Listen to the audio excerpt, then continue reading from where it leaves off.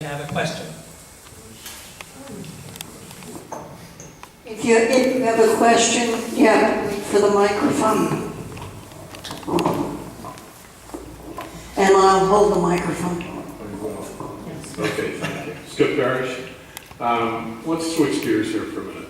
This is a public-private partnership. Let's focus on the private side. What is the carried interest for the current private investors? Would that be Benderson? What is their carried assets in it? What do they expect in the future? And what have they contributed in the past in the way of land other than what you've already mentioned in cash? That microphone doesn't come over? Not far enough, I don't think. I mean, I was just going to see if we could. I can't give you those answers. They were addressed to the gentleman here left.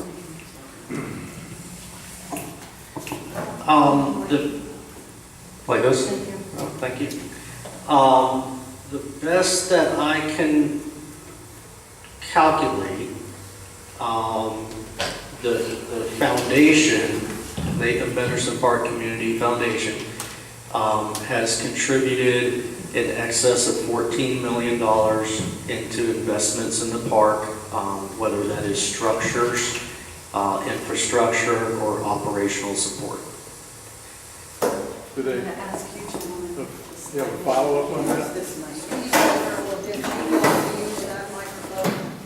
You have a follow-up? Hold on. What is their expectation in the future? How will they take part in any revenues or expenses for the park? Where is it? What does the contract look like? What type of contract is it? Is this working? Okay. Yep.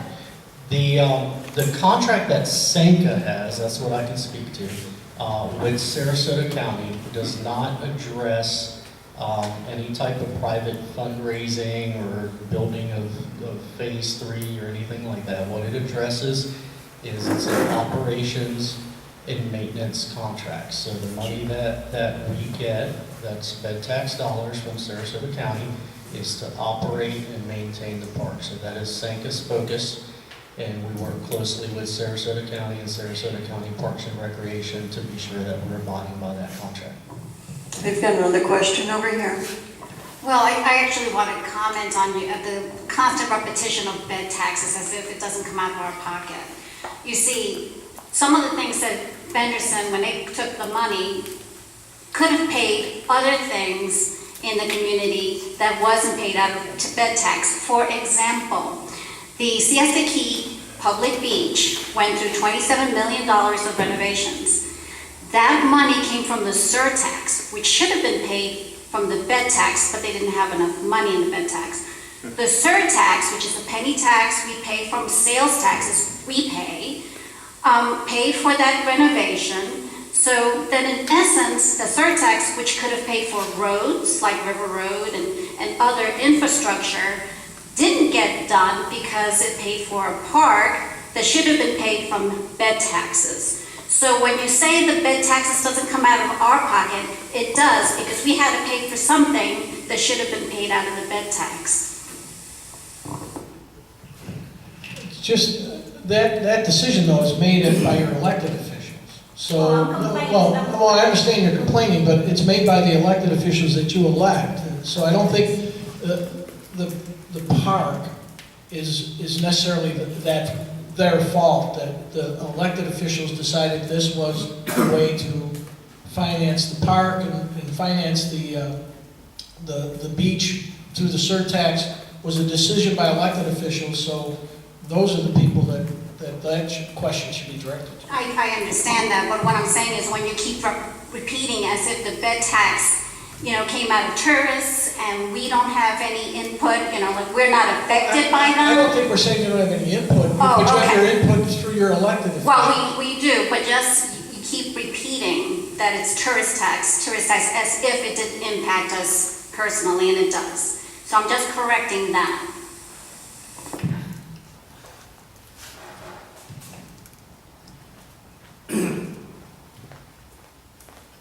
Which one's first? Was that? Okay. And one aspect of this hasn't been talked about, but let me just breeze over it, And that is the financial benefit that the Benderson Development Corporation gets from this property, fill that it's able to take out to use over at UTC for its commercial expansions, for its development there. The fact that the lake is its stormwater pond, which usually is a very expensive part of the development. The fact that Benderson had got a no-bid contract for the administration of all the construction and work that's done on that facility at what I hear is above industry standards. So it's become something of a gravy train for Benderson Development. But my question is not that, it's this, unless you want to address that too. Randy Reed, when he was county administrator, was fired by the county commission. And at a gathering of community supporters tributing him in his departure as county administrator, he stood and accepted the accolades, thanked everybody, and in the course of his comments said that he thought one reason among others, because he stood up to developers a lot, that he got fired is that he called for an audit of the Benderson Park, the SANCA, and so forth funding. So my question to you is, has there been, is there an annual, truly independent audit of all of this funding? And if it hasn't occurred, is it going to occur? So I'm just asking the question about the existence of independent auditing of all these millions and millions of taxpayer dollars.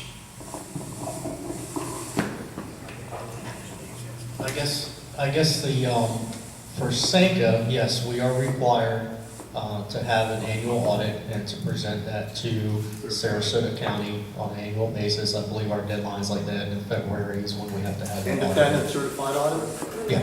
Certified audit. Yeah. Repeat that? I was just clarifying, it's an independent certified audit by a CPA firm, which is totally independent of SANCA and its funders. Yes. And that's a public record. Yeah, that is public record. Hi, I have a lot of questions. I'm not going to bore anyone with the amount. I am very scared of the word eventually. And from my point of view, even to buy a pizza at my house, I make a commitment. Do you have $10? Do you have $10? Okay, let's do this. I understand that you're explaining that the money comes from taxpayers, but it's still money and there's still an economic crisis. So it's not to be pushed aside that just because it's tax money, it's not important. And of course, I'm not interpreting your words, that's just how I interpreted them. So, it worries me a lot, the word eventually, and I don't know. So, before this huge project was taken on, was there no minimal commitment? Like, hey, we're trying to do this. Are you in? It's a big thing. So I'm just worried that there's a lot of eventually and I don't know. Well, the only historical perspective I can give you on that is that when this was first pitched in the community, it was pitched at a lot of county commission meetings and public meetings, and the consensus was that they wanted to go forward with this and that it was an achievable goal.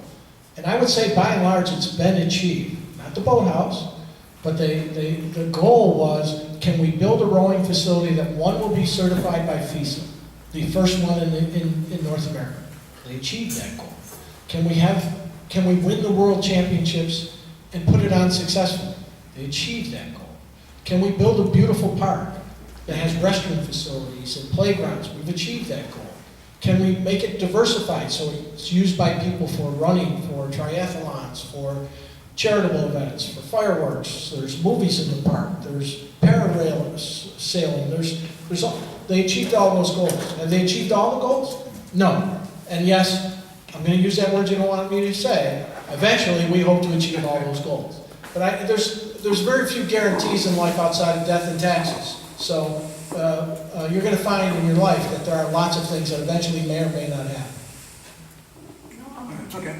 Thank you. My name is Mike Lachey. Can you look down a little bit? Down. Down. He's picking you up, buddy. He's picking you up. Okay. Well, I don't like this. You don't have it. Let me stand there.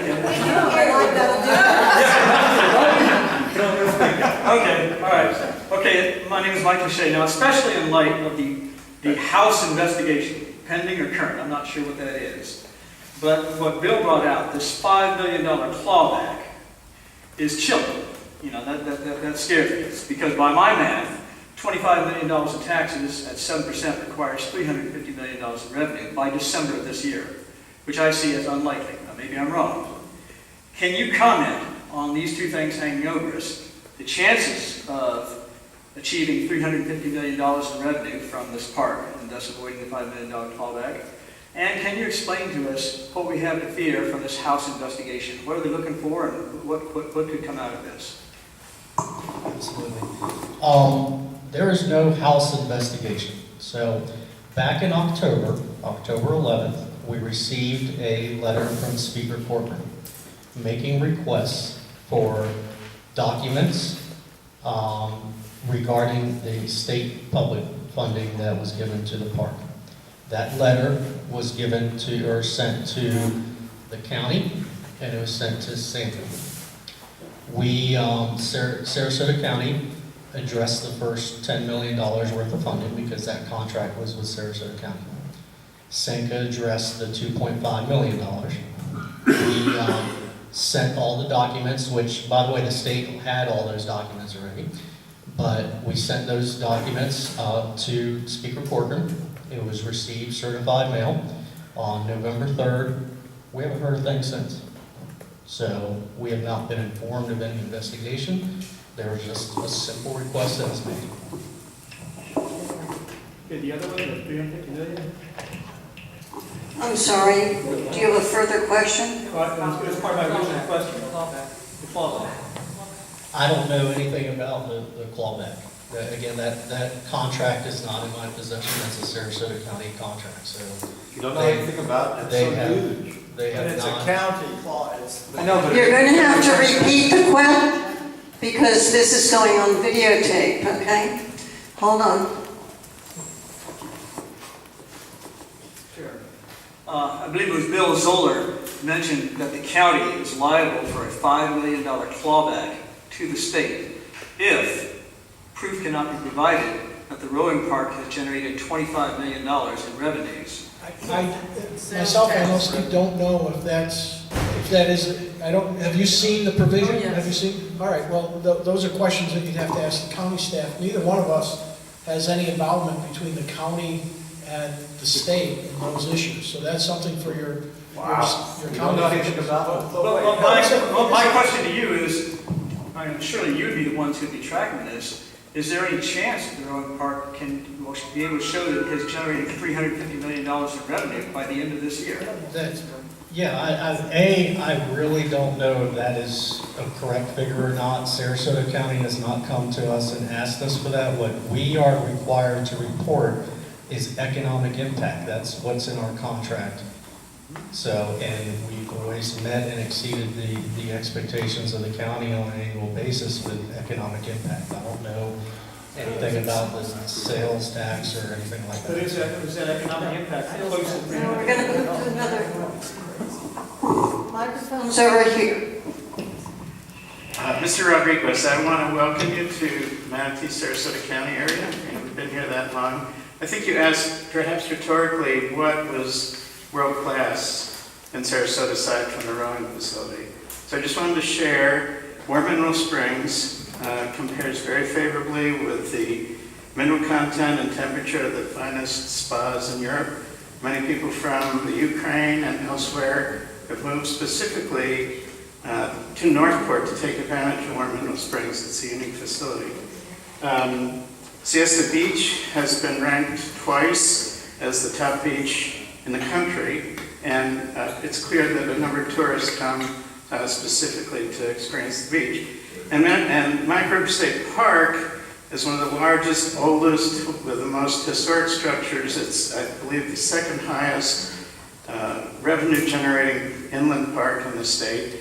And I routinely run into German families and other people from other countries that come specifically to Microbe State Park, and I've been told on a number of occasions that people have seen more wildlife in Microbe State Park than they did when they visited Everglades National Park. So Without getting into the celery fields and some other contenders, we do have a number of world-class facilities in addition to the rowing facility, and you should know that if you're going to live here. And a world-class airport. It's an international airport.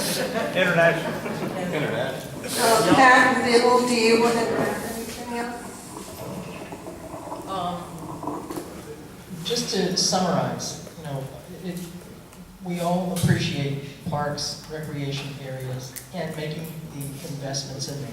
When you have a public-private partnership, though, I was 25 years with a major corporation. The idea of committing to $60 million in the course of 4 years to create a world-class facility without a formal agreement from all parties to the deal that they would follow through invites the kind of thing that we've just seen here, okay? And so we need to know, was there an agreement? Wasn't there an agreement? And if not, why not? And what kind of commitment now can the private sector make to making this real without going back to the state again for more funding?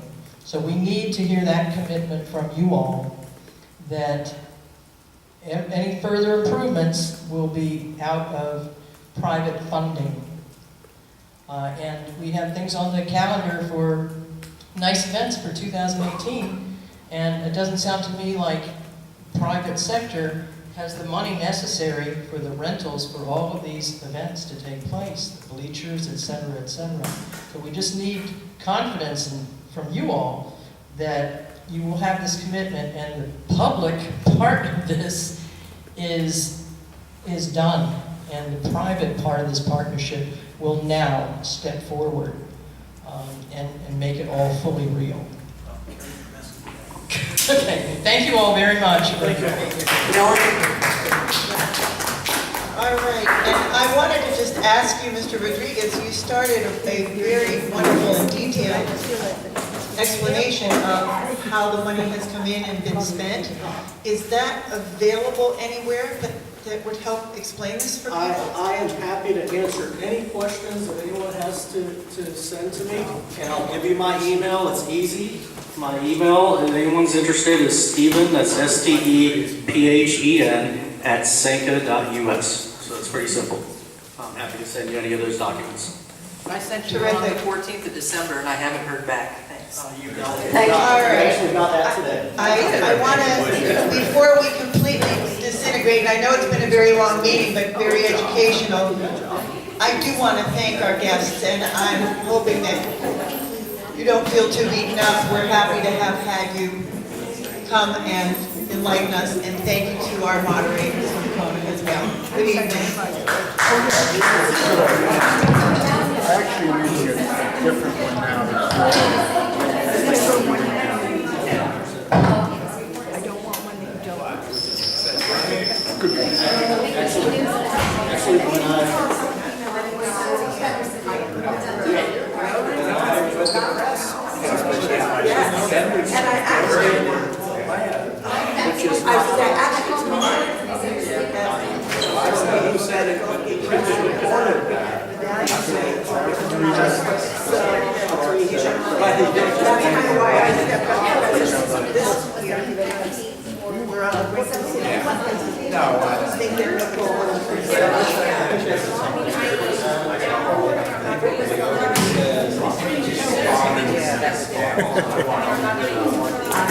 Oh, you're not videoing, are you?